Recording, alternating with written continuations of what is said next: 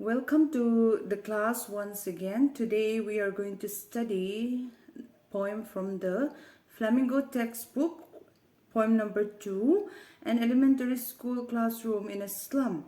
Now this poem is written by an English poet known as Stephen Spender.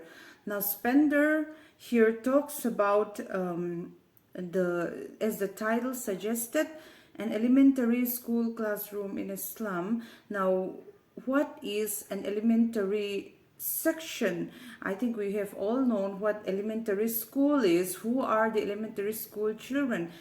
Elementary school means the small children, the little children who are going to school, like primary school children. These are called the elementary school children. So they are the smallest of children going to school. So like the title says, it is in a slum, it is in a slum area. So before we have studied in chapter 2 in the lesson about Sahab and Mukesh and all that, we have studied about the condition of the people living in poverty, living in the slum areas in India.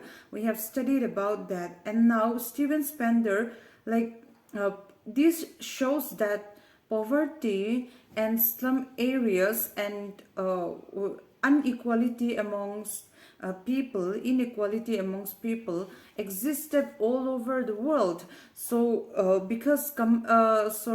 in the second chapter of your prose section, we have studied about Indian slum areas, Indian slum people, and now we are going to study about the slum areas in which is written by an English poet. So just because they live in the Western countries doesn't mean that they all live in luxuries and they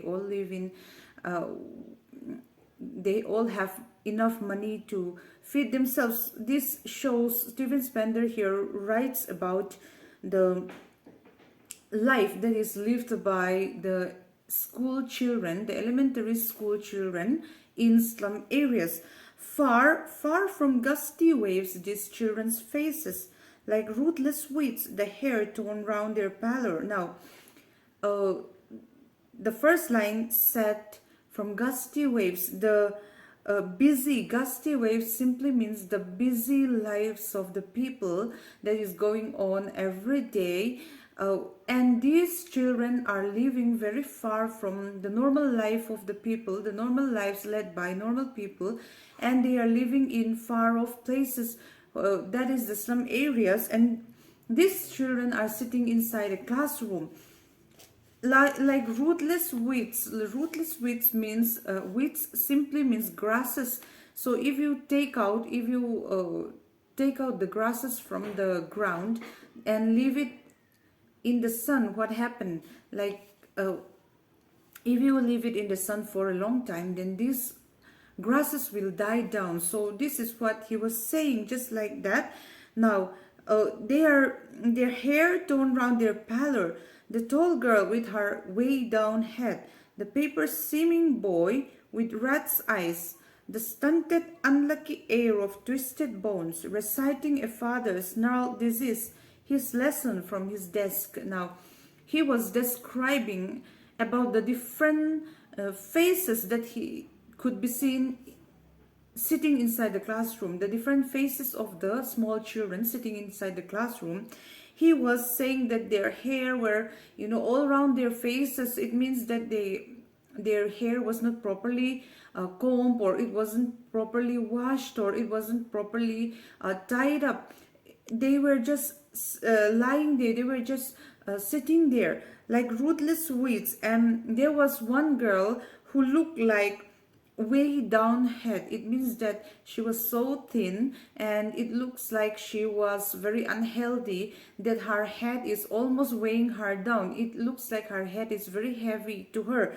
And there was one paper seeming boy, means that there was one very thin boy, and he was so thin that he compared the thinness of this boy to a paper. And there, with rat's eyes, because hunger could be seen from their eyes, and it could be seen clearly, could be seen from the shapes and the faces of these children, that they do not have enough food to eat. They were very malnourished. They were living in poverty. Now there was one boy, unlucky heir of twisted bones, means that this boy is inheriting his father's disease. And what is this father's disease? If we say what this father's disease is, it means that this boy is paralyzed. He had these twisted bones, paralyzed, and his bone structure is not normal. And so he was sitting in the class reciting his lesson from his desk, and he was inheriting his father's disease, that is a paralysis. And at the back of the dim class, one unnoted, sweet and young, his eyes live in a dream of squirrel's game in tree room. Other than this, now there was one very sweet boy sitting at the back of the class, who was not very noticed by the other children, or not who was sitting there unnoticed by the teachers and the other children in the classroom. But this boy was dreaming about something else. He was not paying attention to this class. He was sitting and he was dreaming about some squirrels game, squirrels that were running around in the tree, who were running freely, who were living a free life outside of this classroom. On sour cream walls, donations. Shakespeare's head, cloudless at dawn, civilized dome, riding all cities. Now, sour cream walls. Now, sour means the smell. Sour cream. If a cream goes sour, then that means that it is smelling very bad. So their walls are also smelling very bad. And on these walls were written the names of the people who gave donation to build this school building. And the names of those people who gave the donations were put up on the wall that is smelling like anything that was very smelly. It was smelling very bad. Even the walls were smelling very bad. And they were, but even though the names of the people who gave donations, charities, were written on the walls, it doesn't show on the buildings or on the lives of these people. They do not have any improvement. Simply for the namesake, they were giving donations just to clear their name, just to have a good reputation. But then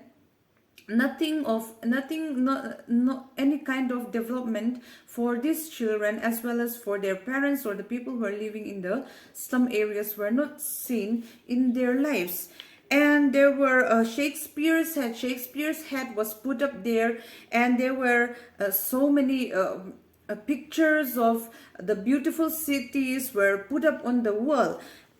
Open-handed map awarding the world its world. And yet for these children, these windows, not this map, their world, where all their futures painted with a fog. Now, even though beautiful things were put up on the walls of their classroom, even though these beautiful pictures of the outside world, the civilized countries, and all these things were put up on the walls, this doesn't have any meaning for these children, because when you think about their future, it was like it was painted with a fog. Means that the fog, the clouds that used to come near the land, these were called fog. So it was just like this fog. It looks like this. There is a huge fog that is clouding their future. They could not see ahead of their future, because they could not plan anything for themselves. They could not say, I wanted to become this and that. I wanted to become a doctor. I wanted to become an engineer or anything like that. In the future, they could not predict their future. All their future looks like it was within those four walls of the classroom. So this is what happens to them.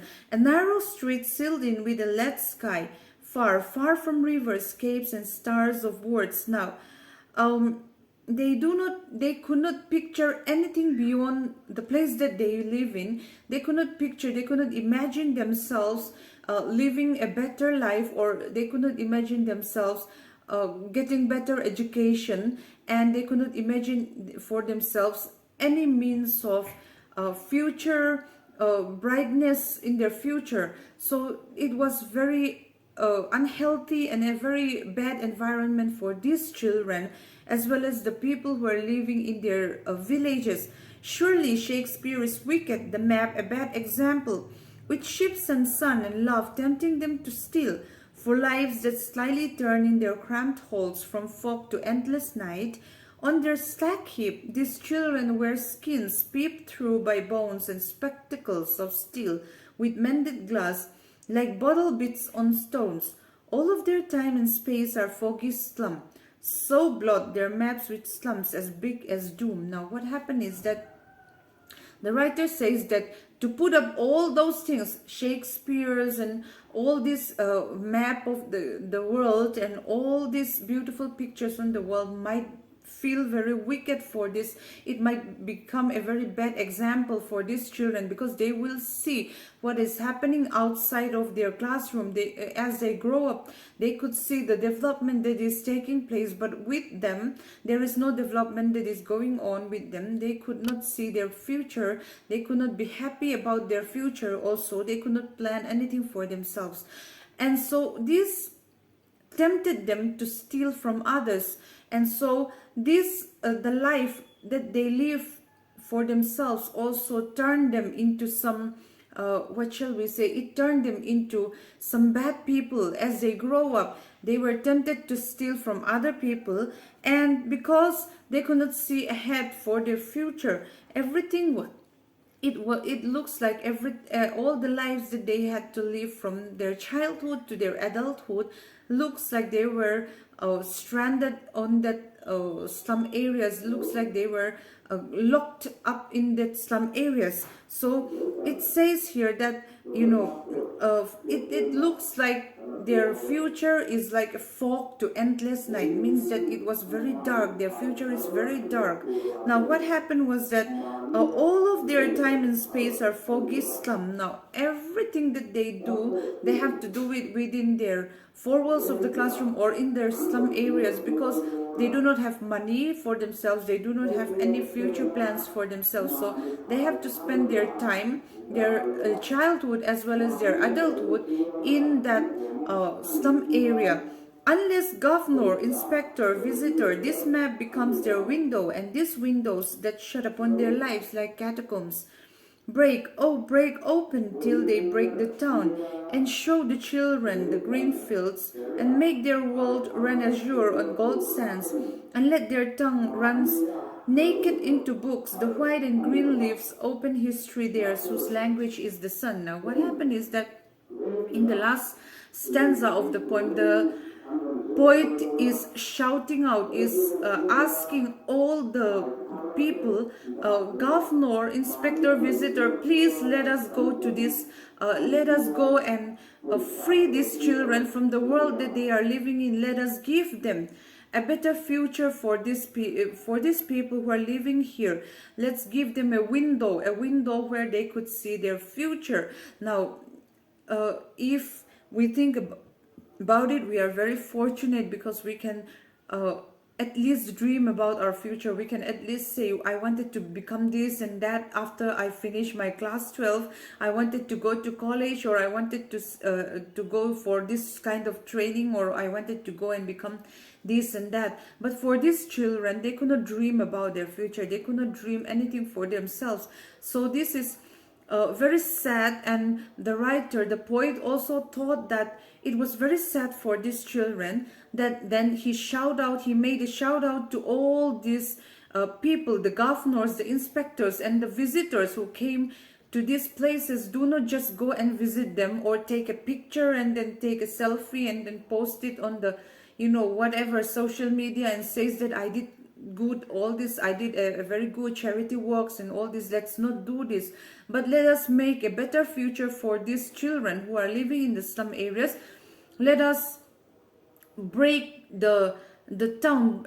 It doesn't mean that they are just going to go with a hammer and all these things and they will just break open their town. It doesn't mean that, but what he means is that let's go and take these children and help these children not to live here, not because we have to give them a better means for their future. Let's help them to have a dream for their future, to make them study all these beautiful things that is outside of their slum walls, and let us let us turn their lives into a better future for them. Let us give them a better future. Let us make them more happy. Let us give them, food to eat, clothes to wear, better education. All these things we can give, so we can go and visit them. So this is what the poet wanted the reader of this poet and all the people who visited these places to do is, let us give them better future for these people, for these children, because we cannot let these children rot in this slum area. Let's give them better future. Let's give them better education, so that they can dream about their future, so that they can know what their future is going to be. With that, we have finished this poem again. So again, I want to suggest that you read the textbook always. I will always come to a conclusion to read the textbook. The textbook is the main source for you. So even if you do not have good notes, please read the textbook. With that, we have finished the class for this time. Thank you, class.